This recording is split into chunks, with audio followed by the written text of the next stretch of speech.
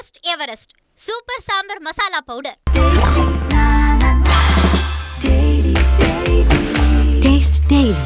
Taste the Daily. First நைட்டே நினைச்சா இல்லை கொஞ்சம் 5 நாள் சேர்ந்து நினைச்சா சண்டை போட்டு பிரிஞ்சது போய் யார் முதல்ல போய் பேசுவாங்க. ஆனால் இன்னொரு தாய்க்கு பிறந்து எனக்கு தம்பியாக இருந்து என்னை தாங்கி பிடித்து கொண்டிருக்கக்கூடிய வாழ்க்கையினுடைய மிச்சம் உச்சம் எல்லாமே சமுத்திரக்கனி தான். ரத்த சொந்தம் ஒட்டுமொத்தமாக விட்டாலும் தம்பி வீட்டில் போனால் தனியாக சந்தோஷமா பார்த்துக்கலாம். அதை விட்டு தான் எங்கள் வீட்டை மிரட்டிக்கிட்டே இருக்கேன் நான். என் தம்பி இருக்கான். என் தம்பி என்னடா 5 நாள் ஷூட்டிங் போல என்ன 7:10 வருது காஃபி.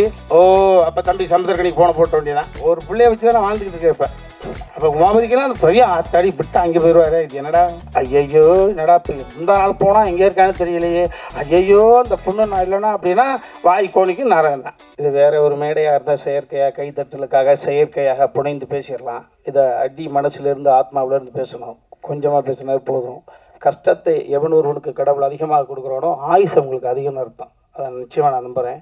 சுரேஷ் காமாட்சி இந்த கதையை தம்பி வெற்றி குமரன் சொன்னதை போல் ஒரே சந்திப்பு 2 மணி நேரம் படத்தை எப்படி ஓட்டி ஒரு சந்திப்பில் காமிச்ச தம்பி அண்ணே அடுத்து என்ன பண்ண போகிறீங்க நாப்பில் திரும்பவும் சொல்லுகிறேன், இது சபைக்காக கிடையாது. இந்த கதை உருவானதற்கான காரணம் நான் சின்ன வயசில் என்னை விட வயதில் மூத்தவர்கள், என்னை விட இந்த பூமியை முதல்ல பார்த்தவர்கள், அவர்கள்ட்ட பார்த்த உடனே அது குறிப்பாக கிழவிகளாக இருந்தால் கிழவனாக இருந்தால் 10-12 வயசில் அருகில் அமர்ந்து சுருங்கி போன தசையை தடை விட்டு அவருடைய வாழ்க்கையை நான் கேட்பேன். தாத்தாவுக்கு உனக்கு எத்தனை மாதிரி சண்டை பிடிச்சி ஃபர்ஸ்ட் நைட்டே நினச்சா இல்லை கொஞ்சம் 5 நாள் சேர்ந்து நினச்சா சண்டை போட்டு பிரிஞ்சது போய் யார் முதல்ல போய் பேசுவாங்க. அப்படியா? ஓஹோ. இப்படி அந்த மலரும் நினைவுகளை கிளறி விட்டு அப்படியே கொட்ட வச்சிருவாங்க. கட்ட பேச்சு துணைக்கு ஆளாமல் இருக்கக்கூடிய பெரியவர்களிடம் பேசுகிற பொழுது அவர்கள் வாழ்ந்த வாழ்க்கையை வரிசைப்படுத்திடுவாங்க. ஸோ அது இளம் பிராயத்தில் எனக்கு ஒரு கருத்து. அதனால தான் வாய் திறந்தால் பேசக்கூடிய சக்தி இருந்ததுன்னா அந்த இதெல்லாம் ஸ்டோரேஜ். அதற்கு பிறகு ஓரளவு இந்த திரையுலகம் எனக்கு ஒரு சிறிய பெயரை கொடுத்த பிறகு, சகோதரர் பிரபுசாலமன் மூலமாக ஒரு பெயர் எனக்கு கிடைத்த பிறகு, நான் என்னை பார்க்கக்கூடிய பெரிய தொழிலதிபர்களாக நான் அவுட் ஆஃப் சப்ஜெக்ட் பேசுகிற பொழுது, தத்துவம் பேசுகிற பொழுது அப்படி மடை திறந்த விளம்பரம் உண்மையை கொட்டிடுறாங்க. அது தனுசு ராசி, மீன இலக்கணம், போராடம், அது நம்ம தான் தோணுது, எல்லாம் சொல்லிடுவாங்க. அப்படி நிறைய தொழிலதிபர்களுடைய கதையை நான் கேட்கிற பொழுது ஒரு குறிப்பிட்ட ஒரு தொழிலதிபர் மனிதல் புனிதராக இருக்கக்கூடிய ஒரு அற்புதமான ஒரு ஆத்மா, அவருடைய நினைவுகள், அவர் வாழ்ந்த வாழ்க்கையை, அவருடைய ஒட்டுமொத்த ரகசியத்தையும் பச்சை குழந்தை போல இளநிக்கு இருக்கக்கூடிய தண்ணி போல அப்படி கொட்டி தீர்த்தாரு. அது உள்ளுக்குள்ளே இருந்தது. சரி, இது எப்பாவது வடிவப்படுத்தணுமே அப்படின்னு நினைக்கிற பொழுது தான் எனது தாய் எனக்கு கொடுக்கவில்லை. ஆனால் இன்னொரு தாய்க்கு பிறந்து எனக்கு தம்பியாக இருந்து என்னை தாங்கி பிடித்து கொண்டிருக்கக்கூடிய என் வாழ்க்கையினுடைய மிச்சம் உச்சம் எல்லாமே சமுத்திரக்கனி தான். அதை எல்லா இடத்துலையும் சொல்லுவேன்.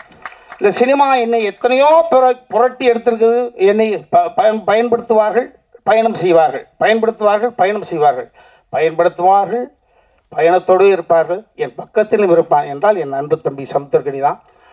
எனது ஒட்டுமொத்த உறவுகளும் ரத்த சொந்தம் ஒட்டுமொத்தமாக விட்டாலும் தம்பி வீட்டில் போனால் தனியாக சந்தோஷமாக பார்த்துக்கலாம். அதை விட்டு தான் எங்கள் வீட்டை மிரட்டிக்கிட்டே இருக்கேன் நான். என் தம்பி இருக்கான். என் தம்பி கொஞ்சம் அப்படி மரியாதை ரைட்டாக டீ 7 மணிக்கு கொடுத்து 7:10 வந்தாவே எனக்கு தாழ்வு மனப்பான்மை ஆயிரும். என்னடா 5 நாள் ஷூட்டிங் போல் என்ன 7:10 வருது காஃபி. ஓ அப்போ தம்பி சமுத்திரக்கனிக்கு போட்ட வேண்டியதான். வேறு வழியில் ஒரு பிள்ளைய வச்சு தான் நான் வாழ்ந்துக்கிட்டு இருக்கேன். இப்போ அப்போ உமாபதிக்கெல்லாம் அந்த பெரிய ஆத்தாடி விட்டு அங்கே போயிடுவார். இது என்னடா. ஸோ அந்த மாதிரி சமுத்திரக்கனி யார் படைப்பார்? ஒரு குணச்சித்திர நடிகன், நல்லா நடிப்பேன், எல்லாருக்கும் தெரிஞ்ச விஷயங்கள் தான். வினோதய சித்தம் இந்த ஒரு கதையை எனக்கு அவர் படைத்து போற விட வார இடமெல்லாம் என்னை கொண்டாட வைக்கிற பொழுது எனது அன்னைக்கு சம்மதி சார், அர்ஜுன் சார் கூட சொன்னாங்க, என்ன நான் பெங்களூரில் உட்காந்துட்டு இருக்கேன், ஏதோ ஒரு படம் பார்த்தாங்க சார். அதான் சார் வினோதய சித்தம். ஓ அப்போ தெரிஞ்சுக்கிட்டு பார்க்காமலே சார் பார்த்துட்டே என்று சொல்லிட்டார். ஸோ இந்த வினோதய சித்தத்தை தம்பி சமுத்திரக்கனி படைக்காமல் கொடுக்காமல் இருந்திருந்தால் நிச்சயமாக இந்த கதையை வடிவப்படுத்திருக்க முடியாது, வாய்ப்பே கிடையாது. ஸோ எப்படி பார்த்தாலும் பிள்ளையார் சொல்லி 786 சிலுவை குறி 3 குறிகளும் சேர்ந்தாலும் கூட இந்த கதையினுடைய அடி நாதம் என்பது தம்பி சமுத்திரக்கனி என்னை வைத்து எழுதி அதை வெற்றிப்படமாக மாற்றி 22 காட்ச் 19 நாட்கள் அபரிதமான ஒரு படத்தை வினோதய சித்தம் என்பது பார்த்தா கொடுத்துச்சு. அந்த தம்பி கொடுத்ததுக்கு பிறகுதான் எல்லா நேரத்திலையும் என்னுடைய பசிக்கு அடுத்தவங்களே சமைச்சு கொண்டு வருவாங்களா. அப்போ பொண்டாட்டி ஊருக்கு போயிட்டு நான் தானே சமைக்கணும். அதை போல எனக்கென்று எப்பொழுதுமே ஒரு கதை வரும் என்று நான் மற்றவர்கள் எதிர்பார்க்க முடியாது. நாமளே சமைச்சு சாப்பிடுமே இந்த கதையை சமைத்தேன். எல்லாமே நம்ம எல்லாருமே பிள்ளைகளுக்காக தான் வாழ்கிறோம். ஊடக சகோதரிகள் நீங்கள்லாம் எல்லாமே நம்ம பிள்ளைகளுக்காக தான் வாழ்கிறோம். ஏன்னா அந்த பிள்ளைகள் எந்த பிள்ளையுமே நம்மளை கேட்டுப்பார்கள். நம்ம சந்தோஷமாக இருந்தோம், எப்போ சந்தோஷமாக இருந்தாலும் உருவானான்னு யாருக்கு தெரியும். உன்னை நான் எதிர்பார்த்து வளர்த்தேன், எதிர்பார்த்து எதுக்கு நான் வளர்க்குறேன். எதுக்கு எதிர்பார்த்தாங்க? யார் ஒன்று ஏய் பெத்துட்ட வளர்த்த எதிர்பார்த்த வளர்த்த சொல்லக்கூடாது. 10 மாதம் அதையும் கூட நகைச்சுவைப்படுத்திருப்போம். என்ன 10 மாதம் உள்ளுக்குள்ள வரை இருட்டு, ஒரு ஃபேன் இல்லை, ஒரு லைட் இல்லை, பிறண்டு படுக்க பெஞ்சு இல்லை, பேச்சு துடைக்க ஆள் இல்லை, அதை கூட நகைச்சுவை பண்ணியிருப்போம். அதே போல் இந்த உலகத்தில் எதிர்பார்த்து எது கிடையாது.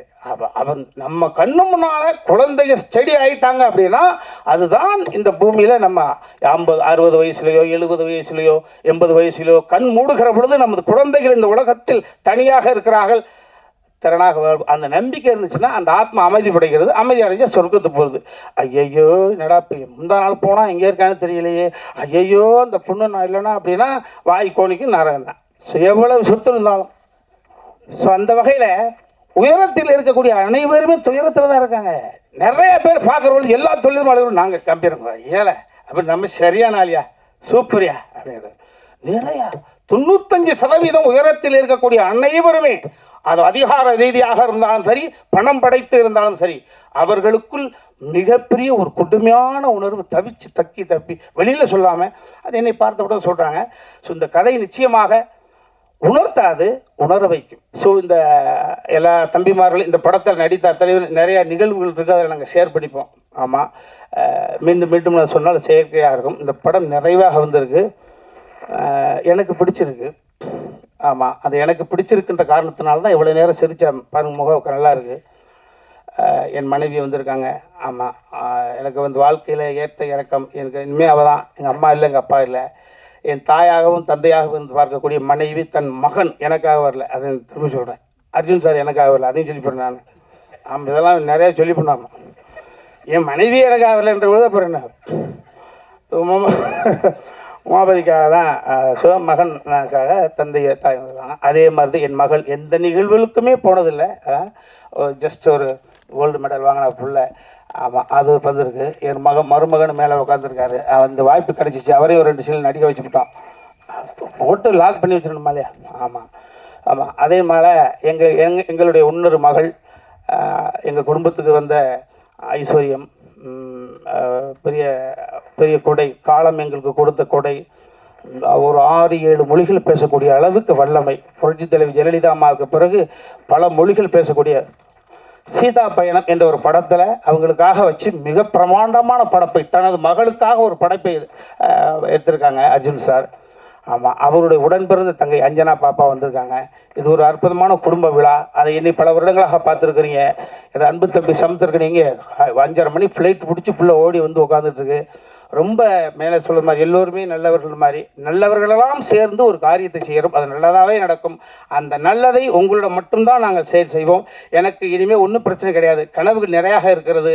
இந்த அவையில் அமைந்திருக்கக்கூடியவர்களுடைய துயரத்தில் ஷேர் பண்ணிக்கின்ற நிறைய நாள் கனவு. இப்போ தான் மகனுக்கு கல்யாணம் ஆகிருக்கு. நான் வல்லமை கொண்டவனாக எனக்கு இருக்கிற பொழுது நிச்சயமாக அதை உங்களோட நான் ஷேர் பண்ணிப்பேன். ஏன்னா உலக இவ்வளோதான், எவனுக்கு எப்போ எதுன்னே தெரியாது. இந்த படம் நிச்சயமாக இந்த ராஜா கிளி கூண்டுக்குள்ளே இருந்துச்சு, இப்போ ஒரு அற்புதமான தருணத்தில் கூண்டு விட்டு வெளியில் வந்து பறக்குது.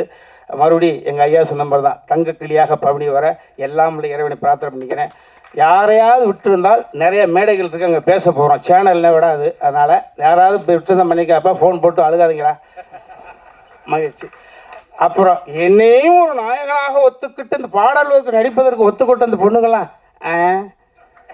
இவருக்கா ஐயையோ இல்லை, சினிமா அப்படி இல்லை. இப்போ அதில் அனுபவம் தான். அந்த அனுபவங்கள் உள்வாங்கிக்கிறது, பெர்ஃபார்ம். என் மேலே எனக்கு நம்பிக்கை இருக்கா? நான் எப்படி ஒரு அரவிந்த் சாமி சாருக்கு எனக்கு என்ன பெரிய ஒரு 45 வயசாக வித்தியாசம். என் மீது கொண்ட நம்பிக்கை அவருக்கு தந்தையாக நடித்தேன். அதே போல் எனக்கு அற்புதமான சகோதரி சொன்னாங்க ப்ரெஸ்ஸில், ராஜா இங்கே கிளிகள் எங்கே, ராஜா இங்கே கிளிகள் இங்கே. இன்னும் 2 கிளி இருக்குது. அந்த 2 கிளி ஆமாம் ஆமாம், அந்த கிளிக்கு ரெக்கம் முடிச்சு கொஞ்சம் பறந்தாங்கிறது தெரியுது. ஸோ எல்லாம் இறைவனுக்கு நன்றி. டேஸ்டில் best Everest super sambar masala powder. Taste the Daily.